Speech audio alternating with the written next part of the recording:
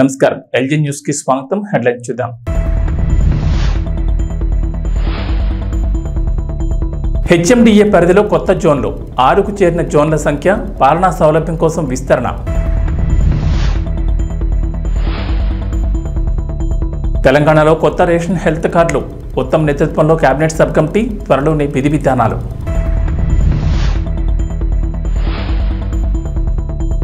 ఏపీలో సచివాలయాల ఉద్యోగుల రేషనలైజేషన్ ఆంధ్రప్రదేశ్ ప్రభుత్వం త్వరలోనే కీలక నిర్ణయం.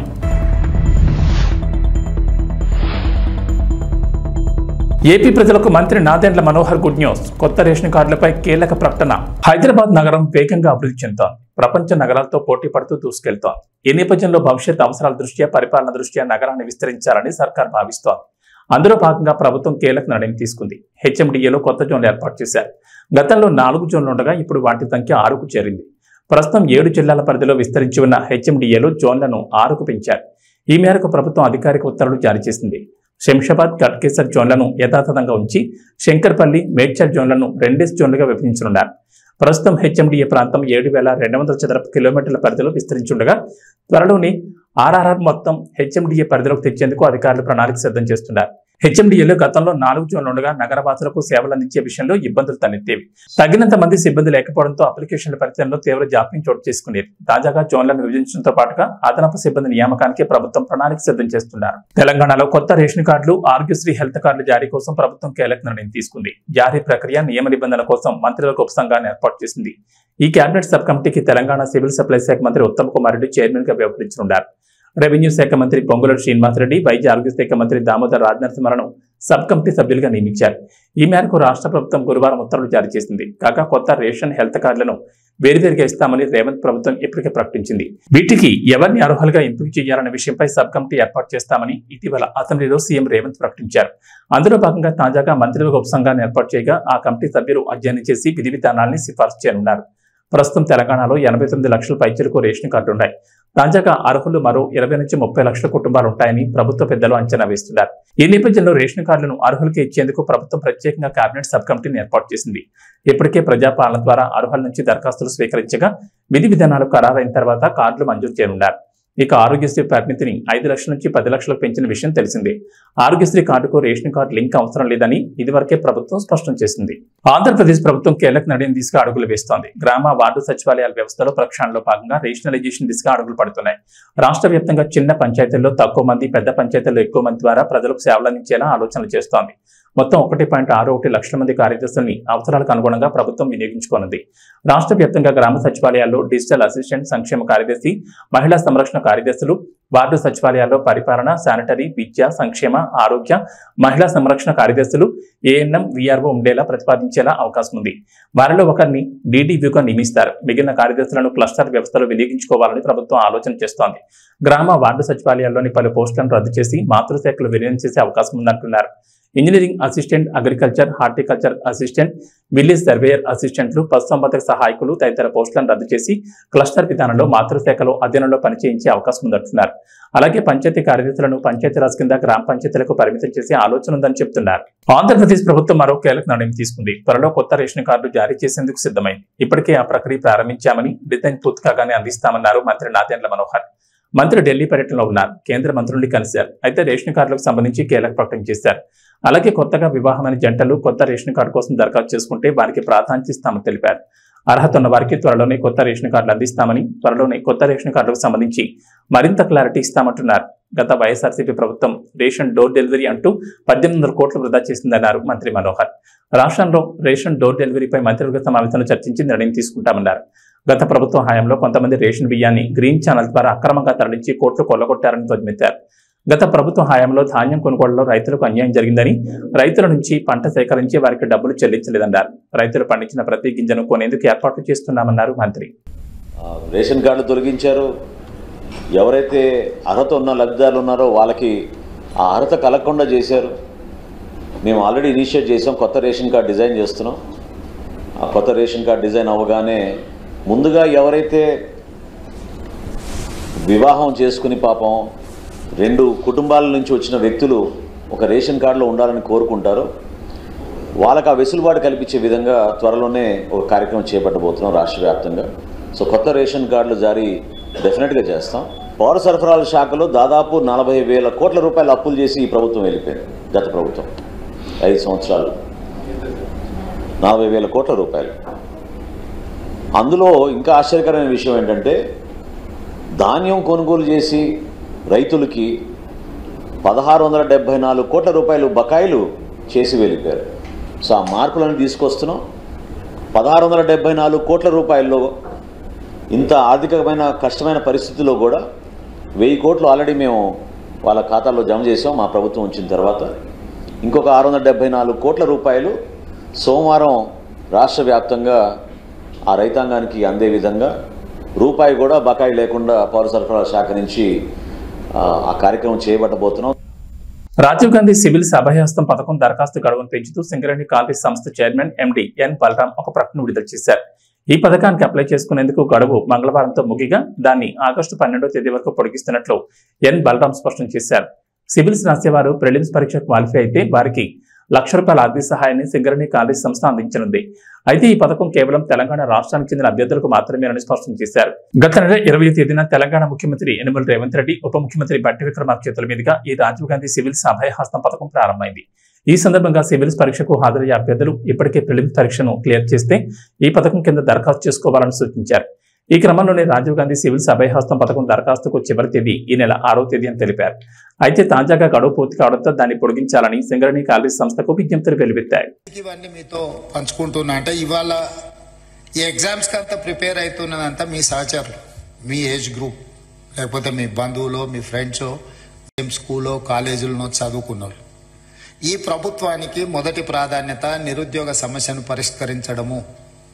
నిరుద్యోగ సమస్యను పరిష్కరించాలంటే ప్రభుత్వం మీద వాళ్ళకు విశ్వాసం, నమ్మకం ఉండాలి.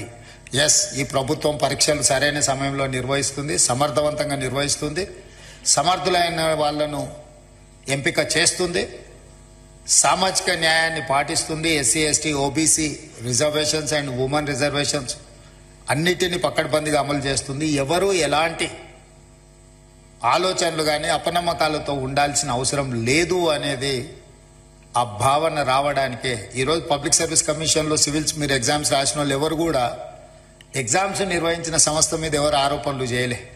ఎందుకంటే ఆ సంస్థ మీద మీకు నమ్మకం ఉంది కాబట్టి మీ కాన్సన్ట్రేషన్ అంతా, మీ ఫోకస్ అంతా మీ ప్రిపరేషన్ మీద ఉంది. కానీ దురదృష్టవశాత్తు తెలంగాణలో గత 10 సంవత్సరాలలో ప్రతిసారి విద్యార్థులు పరీక్షలకు ప్రిపేర్ అయ్యేదానికంటే నిర్వహిస్తున్న సమస్య మీద కొట్లాడడానికి, ప్రభుత్వం మీద ఆరోపణలు చేయడానికే చాలా సమయం వాళ్ళది అందులో పోతుంది. అందుకే నా సూచన, మనం నిర్వహణ చేసేటప్పుడు చాలా బాధ్యతాయుతంగా వ్యవహరించాలని మా మంత్రివర్గ సహచరులతో చర్చించి ఒక పకడ్బందీ ప్రణాళికతోని ఈరోజు తెలంగాణ రాష్ట్రంలో గ్రూప్ 1 కావచ్చు, లేకపోతే పారామెడికల్ కావచ్చు, పోలీస్ కావచ్చు, గ్రూప్ 2 కావచ్చు, గ్రూప్ 3 కావచ్చు, డిఎస్సి కావచ్చు, టెట్ కావచ్చు, ఏ పరీక్షలైనా ఖచ్చితంగా సరైన సమయంలో సరైన విధంగా సమర్థవంతంగా నిర్వహించాలని ఒక నిర్ణయం తీసుకుంది. దాంతో ఒక 30 లక్షల మంది నిరుద్యోగ యువకులు. తెలుగుదేశం పార్టీ కార్యకర్తలకు అధినేత చంద్రబాబు బంపర్ ఆఫర్ ప్రకటించారు. మంగళగిరిలోని తెలుగుదేశం పార్టీ కేంద్ర కార్యాలయంలో చంద్రబాబు అధ్యక్షతన పొలిట్ బ్యూరో సమావేశం జరిగింది. 3 గంటల పాటు జరిగిన ఈ సమావేశంలో కీలక నిర్ణయాలు తీసుకున్నారు. అయితే కార్యకర్తలకు సంబంధించి చంద్రబాబు కీలక నిర్ణయాన్ని ప్రకటించారు. తెలుగుదేశం పార్టీ సభ్యులకు ఇచ్చే ప్రమాద బీమాను 2 లక్షల నుంచి 5 లక్షలు పెంచుతూ పొలిట్ బ్యూరో నిర్ణయం తీసుకుంది. వాట్సాప్ ద్వారా సభ్యత్వం నమోదు చేసుకునే వెసులుబాటును కూడా కల్పిస్తున్నారు. ఓటీపీ ఎంటర్ చేసి ₹100 రుసుము చెల్లించి సభ్యత్వం తీసుకోవచ్చు. పార్టీ సభ్యత్వం తీసుకున్న వారికి వెంటనే వాట్సాప్ లోని కార్డు అందజేస్తారు. ఆ తర్వాత ఒరిజినల్ సభ్యత్వ కార్డును బూతుల ద్వారా కార్యకర్తలకు అందజేస్తామన్నారు. పార్టీ సంక్షేమ విభాగం ద్వారా ఇప్పటి వరకు 120 కోట్ల మేర ప్రమాద బీమా అందించారు.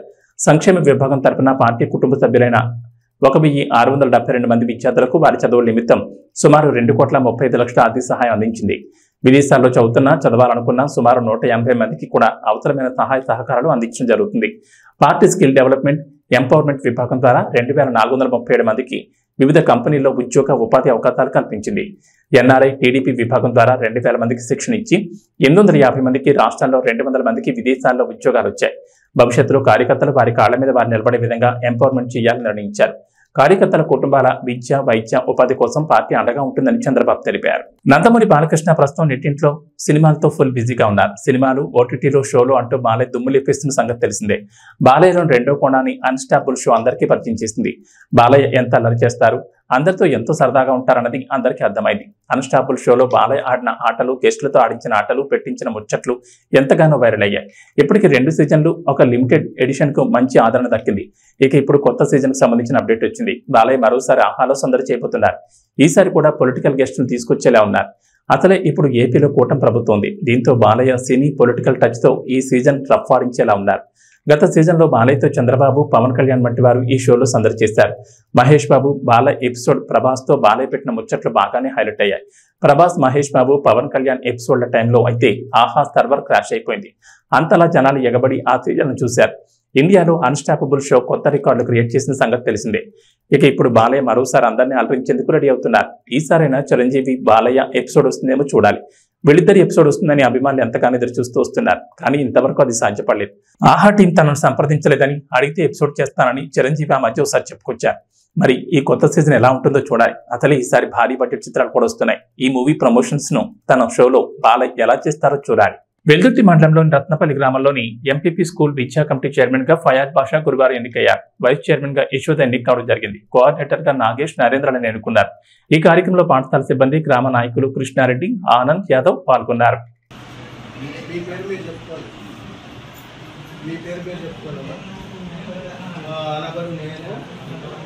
పాఠశాల యాజమాన్య కమిటీ సభ్యులుగా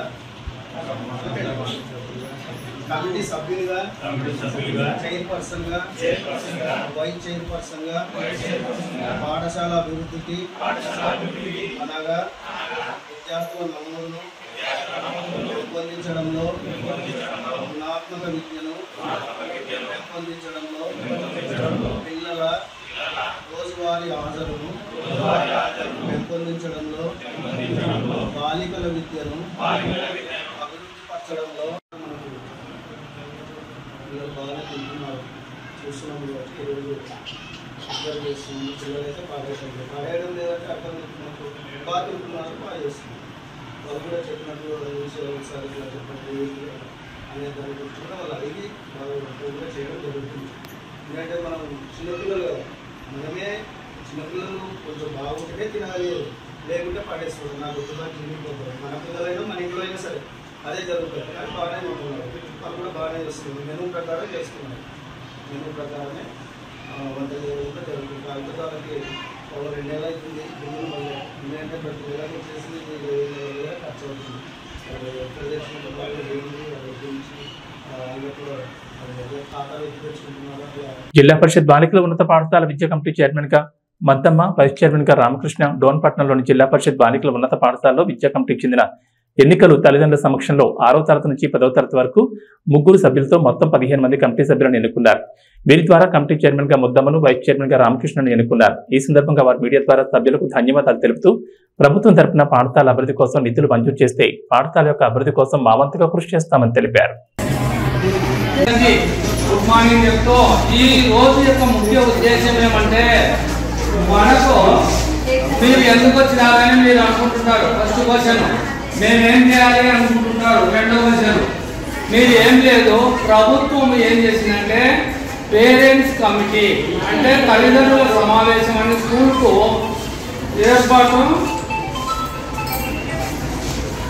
ఏర్పాటు చేయవలసిన సమయం వచ్చింది. ప్రభుత్వము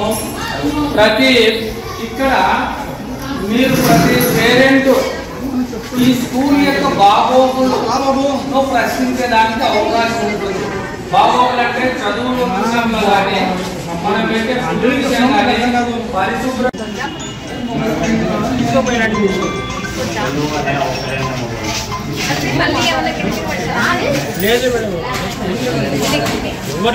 చెప్పి పాఠశాల అభివృద్ధికి మీకు చేతనైనంత సహాయము చేయండి. దీనివల్ల మీకు ఎటువంటి జీవితాలు, ఎటువంటి ఆర్థిక లబ్ధి దీనివల్ల మీకు ఉండదు. కేవలము సేవా దృక్పథంతో మనము మన ఊర్లో ఉన్న పాఠశాల అభివృద్ధి కొరకు మనం చేసే పని. ఇప్పుడు నేను మాట్లాడిన విషయాలన్నీ అర్థమైనా అనుకుంటాను. ఏమైనా డౌట్స్ ఉంటే అడగచ్చు. మీరు ఇప్పుడు ఎవరు చైర్మన్గా కానీ చైర్పర్సన్ కదా, అంటే ఏం తేడా అంటే చైర్పర్సన్ అంటే లేడీ, చైర్మన్ అంటే స్కూల్ కమిటీ చైర్మన్ జెంట్స్. ఇల్లు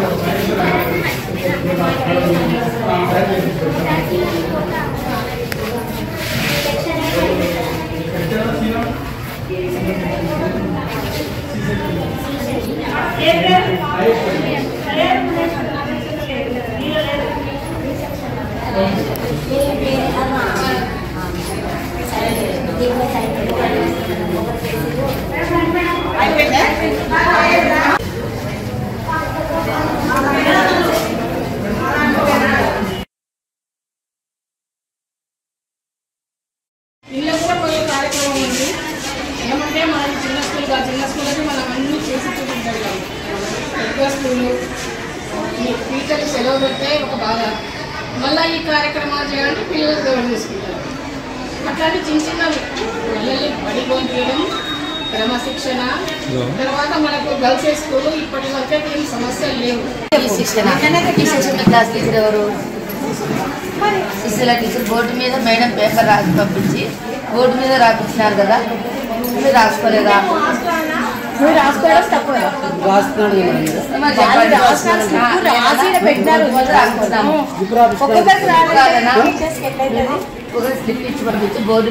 మల్కాజ్గిరి నియోజకవర్గం 137 వినాయక్ నగర్ డివిజన్ దీన్ దయాళ్ నగర్ లో గత 4 ఏళ్ల క్రితం భారీ వర్షాలకు సైకిల్ తొక్కుతూ వచ్చిన చిన్నారి సుమేధ నాలాలో పడిపోయి బండ చెరువులో శవమై తేలింది. అప్పుడు కొంతమంది అధికారులు నామమాత్రపు చర్యలతోనే సరిపెట్టారు. మళ్లీ వర్షాకాలంలో ఇలాంటి దుర్ఘటన పునరావృతం కాకూడదని సుమేధ ఉదంతాన్ని దృష్టిలో పెట్టుకుని ఎమ్మెల్యే మర్రి రాజశేఖర రెడ్డి అధికారులతో కలిసి దీన్ దయాళ్ నగర్ లో పర్యటించి నాలా పూడిక అట్టడుగు నుండి తీస్తేనే వరద నీటి ప్రవాహం కాలంలోకి చేరకుండా ఉంటుందని, అట్టడుగు నుండి పూడిక తీసి నాలాలో నుంచి చెత్తను పూర్తిగా తొలగించాలని అధికారులకు ఖచ్చితమైన ఆదేశాలు ఇచ్చారు. జరుగుతున్న పూడికతీత పనులను ఎమ్మెల్యే స్వయంగా తానే లోతైన నాలాలోకి దిగి పర్యవేక్షించారు. ఈ సందర్భంగా ఎమ్మెల్యే మాట్లాడుతూ గతంలో నాలా పూడికి తీయకుండా ఉండడంతో చెత్త పేరుకుపోయి వరద నీరు రోడ్లపైకి రావడంతో సుమేధ ఉదంతం జరిగిందని, ఇకపై అలాంటి సంఘటనలు జరగకుండా ఎప్పటికప్పుడు అధికారులతో సమీక్షా సమావేశాలు నిర్వహిస్తానని చెప్పారు.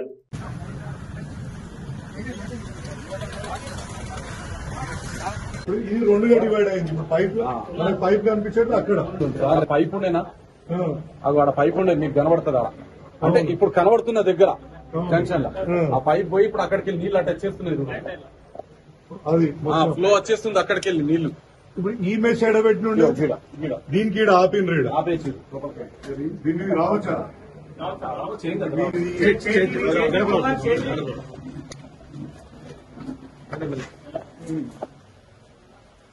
అది అవతల దీని ఇప్పుడు పోతాం అక్కడికి వెళ్తాం ఇదంతా సెంటే కదా పైన చెత్తలు అది బట్టలు వస్తాయి కదా. ఓకే అది తీసుకుంటాం లోపల సెంట్ కూర్చుని ఉన్నది ఆ పైన ఉన్నాయని తీసుకుంటే అవి తీసేస్తాం. మీకు చూడండి ఇది ఈ 4-5 పోయేటట్టున్నాయి కదా. 4-5 ఇవి కాదు సార్, పైన స్లాబ్ ఉంటుంది. అచ్చా మీరికేం బండ్లు మౌంటాన్ తీసి ఓకే ఓకే కుంగిపోయే ఛాన్సెస్ ఉన్నాయి. చాలా క్లియర్ ఉంది. మనం ఈ సెంటర్ తీస్తే అసలు నీళ్ళు ఆగే ఇంకా నీళ్ళు ఆగే పరిస్థితే లేదు.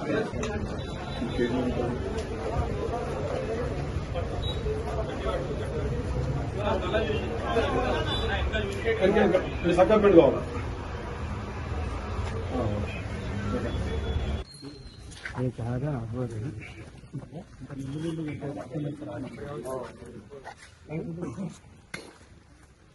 ఈ ఫిల్ట్ వెళ్ళిపోతే నాకు తెలిసి ఇది మునగదు అంతే. ఇంకొకటి మొన్న వీళ్ళకి మంచి పని చేసేది సార్, పెట్రోల్ బంక్ దగ్గరికి అది చేసింది కదా, పోలు స్తంభము ఒక పైపాటం ఉండాడు చేస్తున్నాం. ఒక చూడు అట్లా దిగిండు కదా మనిషి చేస్తుడు కదా, ఇళ్ళకి ఒక్కొక్కటి అవుతుంది.